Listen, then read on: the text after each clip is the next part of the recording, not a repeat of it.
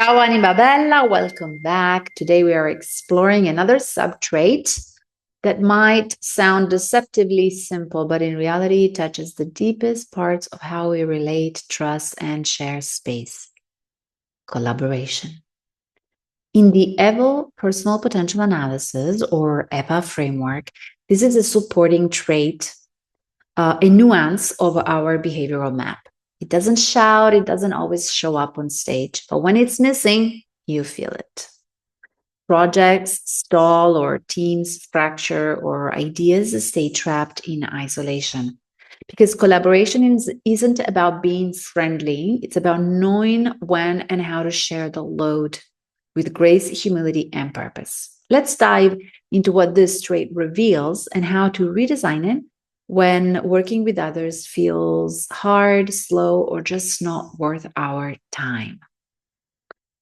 In the EPA framework, collaboration is your ability to share a task or a responsibility with others. Is your ability to work toward a common outcome without needing total control. It's about your ability to communicate, compromise, and co-create with another person.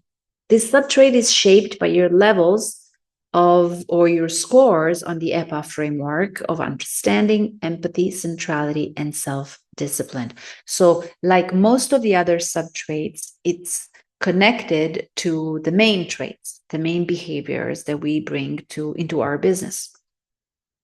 Because collaboration isn't just about getting along with somebody, it's about staying in connection while we move towards a shared goal. And not everybody knows how to do that.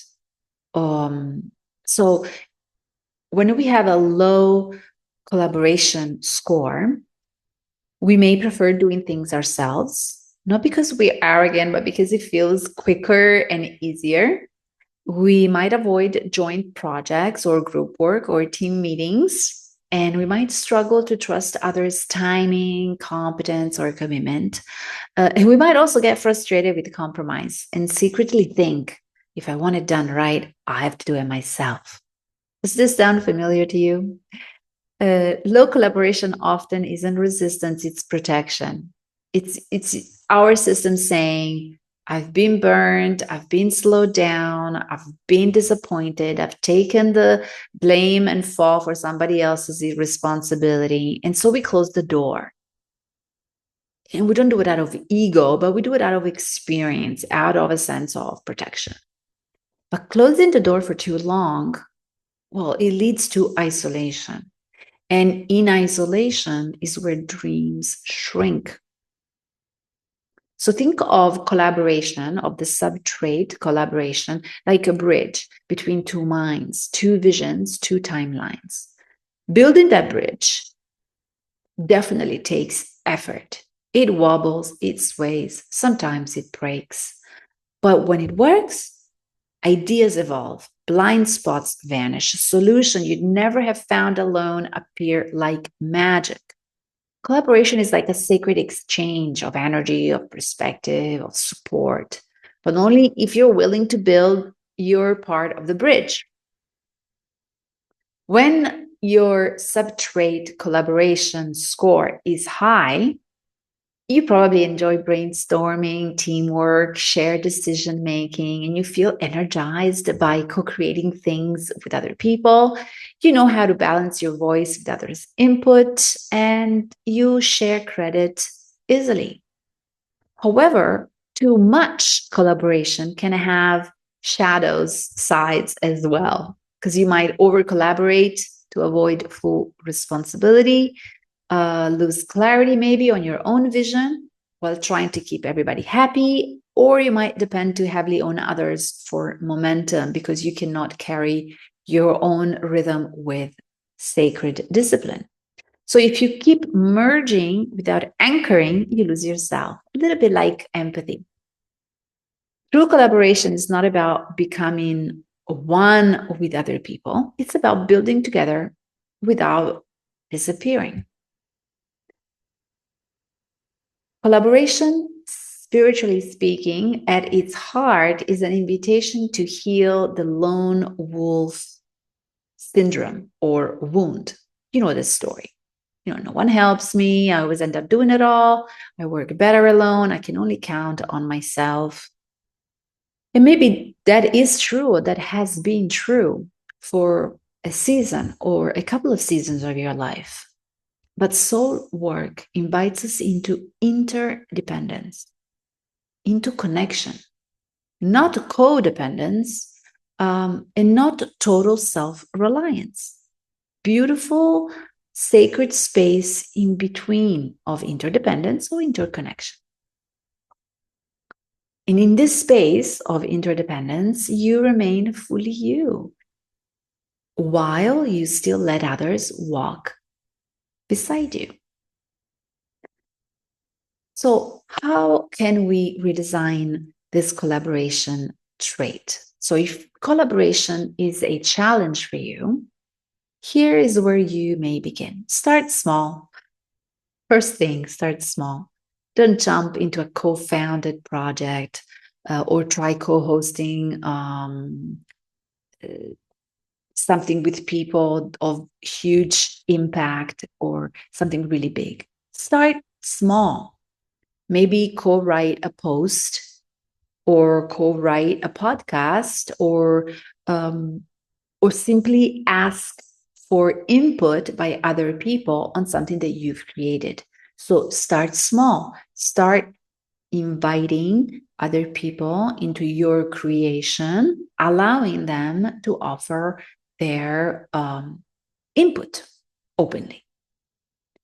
Number 2, clarify roles early. So confusion, especially for those who have this trait low, breeds conflict. Confusion breeds conflict. So set clear boundaries. Decide who does what and decide who brings what component of the same project to the table. Setting clear deadlines. Number 3, you might need to learn to hold tension. So disagreement or displeasure isn't failure, it's growth. Stay in that room, stay in that space with that person that is creating the disagreement or the difficulty. Stay there, face it, move through it. Learn to speak from your heart in that space.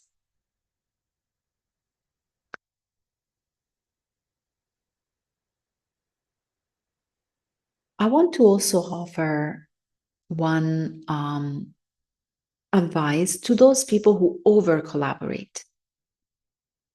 So if you have a high score on collaboration and you tend to over collaborate and resonated with some of the explanations before, try going into the opposite direction. Try and taking one thing on yourself and doing it from beginning to end solo. I'll take this one solo. You take it and you work through it. Keep the momentum, keep the motivation, keep the discipline by yourself. Connect back to your voice before you blend it with others. Okay, so this might be something challenging for those who are prone to over collaborate. I invite you to consider doing this. Let me know how it goes. Overall, remember that collaboration is a skill, not a personality trait. So, like all the other behavioral traits that we've seen thus far, we can train it, we can stretch it, and we can redesign it. So, if you're tired of carrying everything alone, or you have lost yourself in other people's ideas, remember that you were meant to build everything alone.